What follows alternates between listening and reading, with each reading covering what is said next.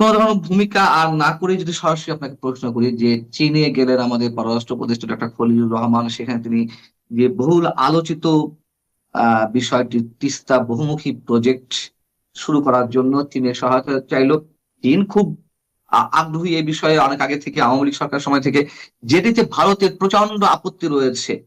এদিকে ভারতের পশ্চিমবঙ্গে শুভেন্দু অধিকারী এসেছেন, বিজেপি সরকার গঠন করেছে, সেদিক থেকে নানান ধরনের হিসেব নিকেশ। এবং এ কথা তো আর নতুন করে বলার কিছু নেই যে মার্কিন বাণিজ্য চুক্তির কারণে আমরা নাকি গোলামে পরিণত হয়েছি। আসলে বিএনপি সরকার তথা বাংলাদেশ কোনো ভালো অবস্থানে আছে কিনা, অথবা কোনো বিপদের ঝুঁকিতে রয়েছে কিনা, আপনার মন্তব্য? ওনারা তো আগে বলেছিলেন, নির্বাচনের আগে এই মার্কিন চুক্তি নিয়ে ওনারাই আপত্তি জানিয়েছিলেন, তাই না? পরে তো জানলাম খলিলুর রহমান সাহেব যখন হাড়িটা ভেঙে দিল, যে এই চুক্তিতে জামাত এবং বিএনপি সম্মতি ছিল। আর এখন কাজ কারবারে তো সেটাই মনে হচ্ছে। আর আপনি যেটা বললেন বাংলাদেশ ফার্স্ট, ওনারা বলে সবার আগে বাংলাদেশ, এটা হলো একটা নেহাত একটা কাগুজে স্লোগান। ওনাদের হলো সবার আগে আমেরিকা, তারও আগে ডোনাল্ড ট্রাম্প। মানে ডোনাল্ড ট্রাম্পকে বোয়িং কিনতে হবে, দিয়ে দিছে। আরো অনেক কিছু কিনতে আছে। চট্টগ্রাম বন্দরে যে মার্কিন যুক্তরাষ্ট্র থেকে আমদানি দ্বিগুণ বেড়ে গেছে এখন। আর বিনিময়ে আমেরিকা আমাদের গার্মেন্টস এর ক্রয়াদেশ অর্ধেক করে দিতে, আরো কমাবে।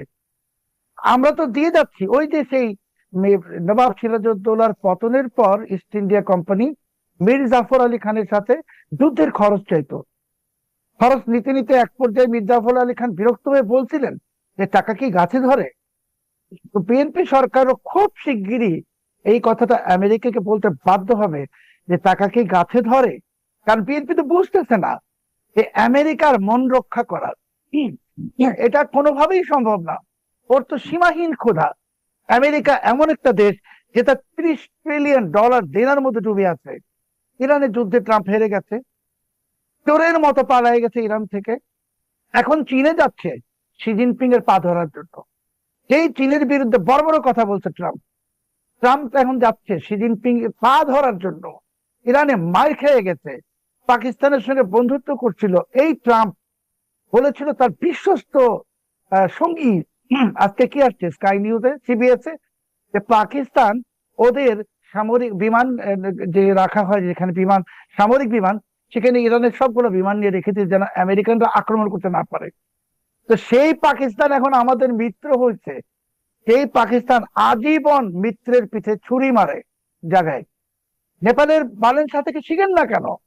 কয়দিন আগে আমেরিকান অ্যাম্বাসেডার সার্জিও গোর, যে ট্রাম্পের বন্ধু, ব্যবসায়িক পার্টনার, দেখা করলো না।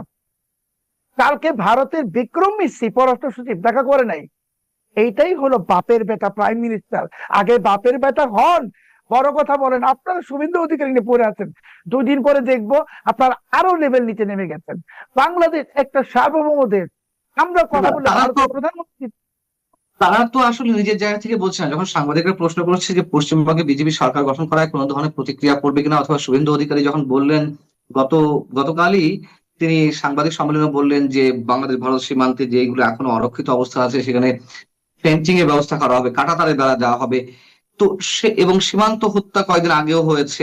সেই সব জায়গা থেকে হুমায়ুন কবিররা এই ধরনের মন্তব্য করছেন যে আমরা আর বসে না, না, থাকবো না, না। চোখে চোখে কথা বলতে হবে। আপনার একটা বাড়িতে আপনি দেয়াল দিচ্ছেন নিরাপত্তার জন্য। ধরুন আমি আপনার প্রতিবেশী, আমি তো আপত্তি করব না। আপনার বাড়িতে দেয়াল, আপনি 60 ফুট উঁচা দেয়াল দেন। আমার যদি চুরি করার ইচ্ছা থাকে তাহলে আমি খুব মাইন্ড করব, অবজেকশন দেবো। হুমায়ুন কবির এই কথাগুলো বলে বুঝাচ্ছেন কাঁটাতারের বেড়ায় আমাদের বিরাট ক্ষতি হয়ে যাচ্ছে। কোনো ক্ষতি হবে না। ভারত সারা সীমান্ত জুড়ে কাঁটাতারের বেড়া দিয়ে দেখ, আমাদের জন্য আরো ভালো।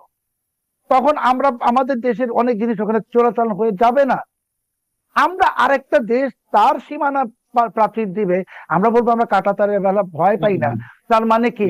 আপনার কি গরু চুরির উদ্দেশ্য আছে? আপনার কি গরু পাচারের উদ্দেশ্য আছে, না কোন উদ্দেশ্য আছে? আপনি ভয় পাবেন কেন? আপনারা যে এইগুলা কথা বলেন, বাংলাদেশকে অসম্মানিত করতেছেন, বাংলাদেশকে বিশ্বের বুকে হাস্যকর করতেছেন। আর এই সমস্ত লোকজন কোথা থেকে ধরে নিয়ে আসে, এক একটাকে পররাষ্ট্র উপদেষ্টা, আরেকটাকে বানাইছে মিডিয়া উপদেষ্টা, তারপরে কি জানি কৌশলবিদ, কি বলে না বলে, এইগুলো বলে আমাদের দেশের সম্মান নষ্ট হচ্ছে। এটা কি প্রধানমন্ত্রী বোঝেন? প্রধানমন্ত্রী বুঝতে হবে যে ওনার চারপাশে যে লোকজন, এরাই তো ওনাকে ডুবাই দিচ্ছে। কথাবার্তা তো হিসাব করে বলতে হবে। গতকালকে সাখাওয়াত হোসেন বকুল সাহেব স্বাস্থ্যমন্ত্রী বলে দিল হামের মৃত্যুর জন্য শেখ হাসিনা দায়ী। অদ্ভুত কথাবার্তা। শেখ হাসিনা দায়ী, হামের মৃত্যুর জন্য ইউনূসের নাম নেওয়া যাবে না। এই যে এক একটা মন্ত্রী এক একটা কথা, তারপরে এই সমস্ত কোথাকার কোন উপদেষ্টা ধরে নিয়ে আসছে, এরা যা ইচ্ছে তা বলে। এদের কথাবার্তার কারণে আমাদের দেশ তো দীর্ঘমেয়াদী বিপদে পড়বে ভাই। অলরেডি আমরা বিপদে আছি। মার্কিন যুক্তরাষ্ট্র আমাদেরকে এখন শুষে খাবে, আমাদের বুকের উপর চেপে বসছে। আমাদেরকে এখন এখান থেকে বের হতে হলে চায়নার সঙ্গে ফ্রেন্ডশিপ করতে হবে, আমাদেরকে এটা থেকে বের হতে হলে রাশিয়ার সাথে ফ্রেন্ডশিপ করতে হবে। শুধু ইন্ডিয়ার আশায় বসে থাকলে হবে না। আমি যখন একটি সার্বভৌম রাষ্ট্রের একজন নেতা হিসেবে আমার পায়ের উপর শক্ত করে দাঁড়িয়ে যাব, সবাই আমার কাছে মাথা নত করবে। ভারত কি মাইন্ড করবে না বেইজিং চায়না কি মাইন্ড করবে, এত মাইন্ড করে আমার দেখার দরকার নাই। ন্যাশনাল ইন্টারেস্ট দেখেন। ন্যাশনাল ইন্টারেস্ট দেখতে হলে সবার আগে আমেরিকার সঙ্গে যে গোলামি চুক্তিটা করতেন, সেইটা বাতিল করেন, অফিসিয়ালি এটা ক্যান্সেল করেন। দেখেন এটা ডোনাল্ড ট্রাম্প আপনাদের কিচ্ছু করতে পারবে না। আপনারা যখন আমেরিকার এই ডোনাল্ড ট্রাম্পের চুক্তি বাতিল করবেন, বাংলাদেশের পিছনে এসে ইরান দাঁড়াবে, বাংলাদেশের পিছনে এসে রাশিয়া দাঁড়াবে, চায়না দাঁড়াবে, ভারতও দাঁড়াবে। আমাদেরকে কিছু ব্যাটাগিরি দেখাইতে হবে ভাই। কেন মনে হচ্ছে যে আমেরিকা ফার্স্ট এই নীতি অবলম্বন করছে বিএনপি সরকার? যে চুক্তিটা হয়েছে নিঃসন্দেহে সেটি গোলামি চুক্তি, আমি এর সঙ্গে নিজেও একমত। কিন্তু কেন আমেরিকাকে প্রায়োরিটি দিচ্ছে আমাদের প্রতিবেশী রাষ্ট্র? আমেরিকাকে প্রায়োরিটি দিবে না, আমেরিকা ওদেরকে ক্ষমতায় আনছে। আমেরিকার কাছে আমি আপনার প্রোগ্রামেই মনে আগে বলেছিলাম, দাসখত দিয়ে ক্ষমতায় আসছে। দাসখত দিয়ে যে ক্ষমতায় আসছে আমেরিকা। আমি তো বললাম যে হুমায়ুন কবিরকে যে আপনাকে আমি ধন্যবাদ দিব, অভিনন্দন জানাবো, বলেন ডোনাল্ড ট্রাম্পের এই গোলামি চুক্তি মানি না, ডোনাল্ড ট্রাম্পকে মানি না, দেখি আপনি কত বড় বাপের বেটা, একটু বলেন, আমরাও শুনতে চাই। তারপরে ইউনূসের কথাটা বলেন যে ইউনূস হামে লোক মারছে, ইউনূস বাংলাদেশে লুটপাট করছে, ইউনূসের নাম বলতেই ভয় পান। আর ডোনাল্ড ট্রাম্প তো বহুত দূর পাইছেন, ঘরের কাছে একটা শুভেন্দু অধিকারী আর কাঁটাতারের বেড়া, ওই সুযোগ পাইলেই এটাকে ধরবেন। কারণ ওইটাতে ভারত তো মাইন্ড করে না। ভারত মনে করে আমরা শুভেন্দু অধিকারীর সঙ্গে ঝগড়া করতেছি। আমি শুভেন্দু অধিকারী ঝগড়া করবো কেন? ওই শুভেন্দু অধিকারী। আমরা ইন্ডিয়ার সাথে, ইন্ডিয়ার প্রাইম মিনিস্টার সাথে ইন্টারেক্ট করবো। আমরা সার্বভৌম রাষ্ট্র, আমরা তো ভারতের কোনো অঙ্গরাজ্য না বা কারোই অঙ্গরাজ্য না। আমি একটা বিষয়ে একটু আলোচনা করি যেটি এখনো পর্যন্ত কোথাও আলোচনা হয়েছে বলে আমার মনে হচ্ছে না, যদিও সেটিকে আসলে কতটা গুরুত্ব দেব সেটি আমার প্রশ্ন। সেটি হচ্ছে যে আরাকান আর্মির ধর্মীয় গুরু ভ্যানিউ কুন্দালা, তিনি তার ফেসবুক পেজে একটি স্ট্যাটাস দিয়েছেন, যেখানে একটি ম্যাপ সংযোজন করেছেন, যে ম্যাপের মধ্যে দেখা যাচ্ছে যে তারা যে স্বাধীন রাজ্য গঠন করতে চায় তার মধ্যে চট্টগ্রামের অংশ। এটিকে খুব বেশি গুরুত্ব দেওয়ার কিছু আছে, অথবা এর পেছনের উদ্দেশ্যটা আসলে কি? দেখুন, এই যে ম্যাপটার কথা আপনি বললেন, যেটা ওই প্রশ্ন কারণ হচ্ছে আপনি নিজেও আপনার ফেসবুক প্রোফাইলে এটি আপলোড করেছেন, তার স্ট্যাটাসটি আপনি শেয়ার করেছেন। আমি ফেসবুকেও দিয়েছি, টুইটারও দিয়েছি। এই ভ্যানিউ কুন্ডালা কিন্তু কোনো সাধারণ মানুষ না। এই ভ্যানিউ কুন্ডালা হলো আরাকান আর্মির ধর্মগুরু, এবং সে থাকে আমেরিকাতে, এবং তার ফেসবুকে আপনি জানেন লক্ষ লক্ষ ফলোয়ার। তো সে কিন্তু একটা জিনিস যেটা বলেছে, আমি এটা আবার আপনাকে দেখাই। সে বলেছে চট্টগ্রামের ম্যাপটা দিয়ে, মানে ওর আরাকান রাজ্য বলে 1784, মানে 1784 থেকে এখন, তার মানে কি 1784 থেকে এখন পর্যন্ত এই চট্টগ্রামটা আরাকান রাজ্য। এইটা তো এই আরাকান আর্মি যে চট্টগ্রাম দখল করবে, এটার তো চেষ্টা Khalilur Rahman, high representative of Rohingyas, বহুত চেষ্টা করছে করিডোর খুলে দেওয়ার জন্য। ইউনূস যে স্টারলিংক নিয়ে আসছে বাংলাদেশে, কাদের জন্য? আরাকান আর্মির জন্য। বাংলাদেশে কয়টা ঘরে স্টারলিংক আছে? তো এই যে আরাকান আর্মিকে তো বিএনপিও তো এগুলো করতে চাইছিল এবং ভবিষ্যতে করবেও। তো আরাকান আর্মি যেটা আমেরিকার মদত পুষ্ট, ওটা তো হারতেছে, মার খাচ্ছে এখন। তো মার খাচ্ছে এবং আরো মার খাবে। কিন্তু আরাকান আর্মিকে যদি আমরা সেই করিডোরটা দিয়ে দিতাম, আমাদের কি অবস্থা হতো? এখন তো তারা চট্টগ্রাম জেলাকে দাবি করে। তাহলে ওই যে ইউনূস বলছিল, পান্না ভাই আপনার মনে আছে 2025-এ রোহিঙ্গাদেরকে, যে আগামী ঈদ তোমরা নিজের দেশে করবা। ওই দুর্বৃত্ত ফ্যাসিস্ট ইউনূস জানতো যে চট্টগ্রামটাই আরাকানের অংশ হয়ে যাবে, এখন তো ওরা নিজের দেশেই করলো। এগুলো এগুলো কুটিল ষড়যন্ত্র বাংলাদেশকে নিয়ে। আমি বুঝতেছি না যে বিএনপির মধ্যে তো দেশপ্রেমিক দুই চারজন লোক আছেন যারা আত্মা বিক্রি করেন নাই, মাথাও বিক্রি করেন নাই, ওনারা কথা বলেন না কেন?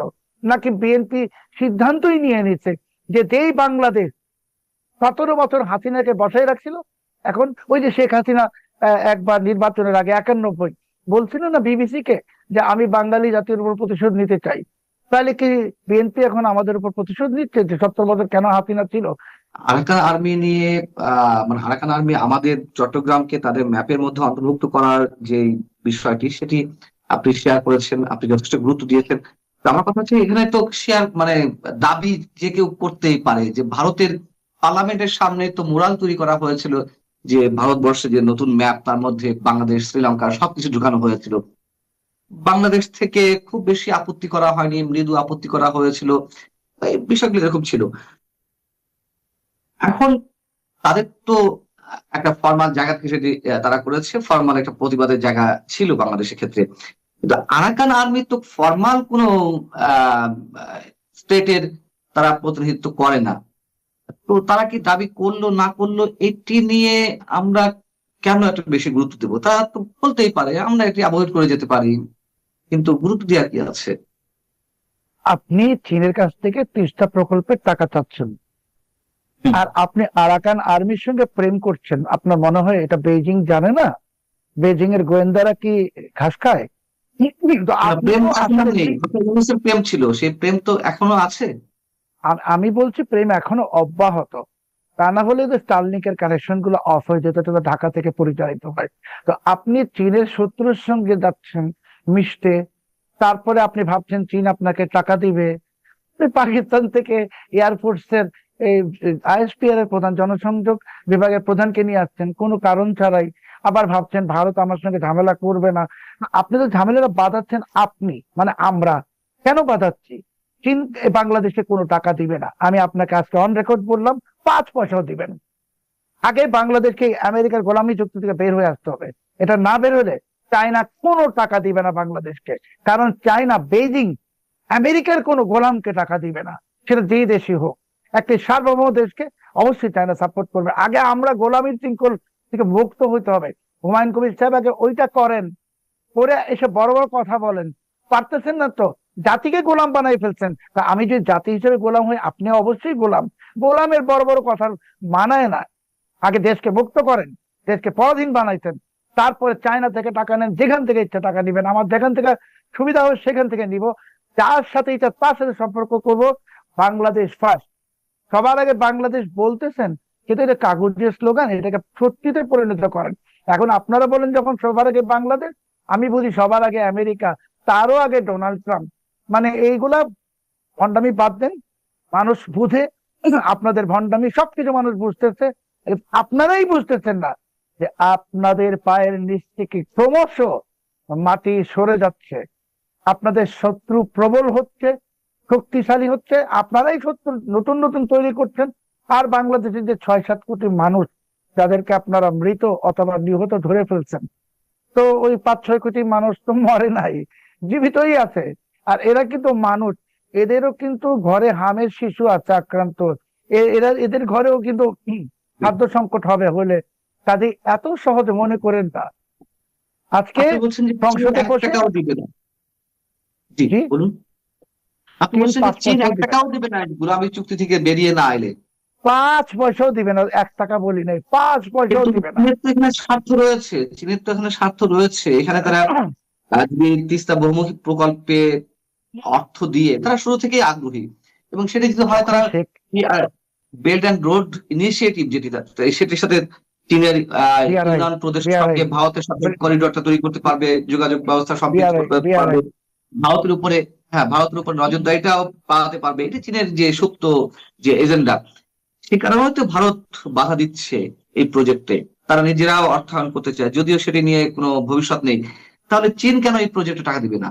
আপনি গোলামি চুক্তির কথা বলছেন, কিন্তু চীনের সাথে তো এখানে রয়েছে। চীন এই কারণেই টাকা দিবে না। দেখুন, শেখ হাসিনা কিন্তু স্পষ্টত দৃশ্যত প্রো ইন্ডিয়ান ছিল। তারপরেও কিন্তু চীন বাংলাদেশের এই অবকাঠামো নির্মাণে বিপুল টাকা ইনভেস্টমেন্ট করছে না, বিকজ একটা স্টেবিলিটি ছিল। আর পরিষ্কার ছিল যে শেখ হাসিনা ইন্ডিয়ার সাথে প্রণয় আছে, প্রেম আছে, কিন্তু ইন্ডিয়ার সাথে গোলামি চুক্তি করে নাই, এটা চায়না শিওর ছিল। আর এখন চীন এই কারণে দিবে না যে আপনি পোর্ট দিয়ে বসে আছেন বিদেশি কোম্পানিকে, 2 দিন পরে সেন্ট মার্টিন দিয়ে দিবেন আমেরিকাকে সামরিক ঘাঁটি করার জন্য। চীন কি পাগল যে এখানে এসে তিস্তা ব্যারেজে টাকা ঢেলে তারপর এই ব্যারেজটাই আমেরিকানরা এসে বলবে এখন এটা আমাদের? এরা আমেরিকানরা করতেছে বিভিন্ন দেশে, তাই না? গুন্ডাগিরি তো আমেরিকা করে। আপনি তো সামরিক ঘাঁটি দিচ্ছেন আমেরিকাকে। আপনার মনে হয় না এটা বেজিং এ যারা বসা তারা জানে, সব জানে। আপনার ভেতরেই ঝামেলা, ঝামেলা পরিষ্কার করতে হবে। এই বাংলাদেশের বর্তমান বিএনপি সরকারের কোনো ফরেন পলিসি নাই, কোনো ফরেন পলিসি নাই। তো দেশের অবস্থাই ঠিক নাই, তো তিস্তা ব্যারেজই বলেন আর যাই বলেন কিচ্ছু হবে না পান্না ভাই। আমি আবার বলতেছি, বাংলাদেশকে একদম ব্ল্যাক হোলে ছেড়ে দিয়ে গেছে ইউনূস। এবং যেরকম ভাবে ইংরেজরা এই ভারতবর্ষ থেকে যাওয়ার আগে একটা কেওস বাধাই দিয়ে গেল ওই সীমান্ত ম্যাপ টেপ টেনে দিয়ে, ঠিক তেমনি ভাবে আমেরিকানরা নির্বাচন করিয়েছে ঠিক, কিন্তু এমন এক পরিস্থিতি সৃষ্টি করে দিয়ে গেছে যে বাংলাদেশের জন্য কোনোদিন কোনো দল আর মাথা তুলে দাঁড়াতে না পারে। সবাই যেন আমেরিকার কাছে একদম মাথা নত করে থাকে, গোলাম থাকে। তো কাজেই এই পরিস্থিতি আমরা এখন পাই। তাহলে যদি তাই হয়, আপনার বক্তব্য অনুযায়ী যদি তাই হয়, তাহলে বিএনপি যে গোলামী চুক্তিকে বাস্তবায়ন করে বা সে পথেই হারে, তাহলে আমেরিকা বিএনপি কে প্রোটেক্ট করবে। এবং একই সঙ্গে আপনার কাছে প্রশ্ন, যে আপনি যে বলছেন যে বিএনপির পায়ের তলা থেকে মাটি সরে যাচ্ছে, মাত্র 2.5 মাস যে সরকারের বয়স বা 3 মাস, কি এমন ঘটলো যে তার পায়ের তলা থেকে মাটি সরে যাচ্ছে? আমেরিকা বিএনপি কে রক্ষা করবে, আমেরিকা নিজেকে রক্ষা করতে পারে না। ইরানে চোরের মতো পালায় গেছে মায়ের খেয়া। আমেরিকা ইউক্রেন থেকে পালায় যাচ্ছে। বাংলাদেশ তো আর ইরান না। আমি বলে নিই, শেষ করি। তো বাংলাদেশ ইরান না, এটা সত্যি, কিন্তু আমেরিকা তো এখন তার শক্তি যে হারিয়ে ফেলছে। আমেরিকা এখন একটা কাগজে বাঘ। আমেরিকা বিএনপি কে প্রোটেকশন দিবে যতক্ষণ বিএনপি কিনবে, নিবে। আমাদের কি অর্থনীতি কি বিশাল, মানে আমাদের কি $500 বিলিয়ন অর্থনীতি আছে যে আমেরিকা থেকে কিনতেই থাকবো অপ্রয়োজনে চা কিনবো, চুইংগাম কিনবো, বাবল গাম কিনবো?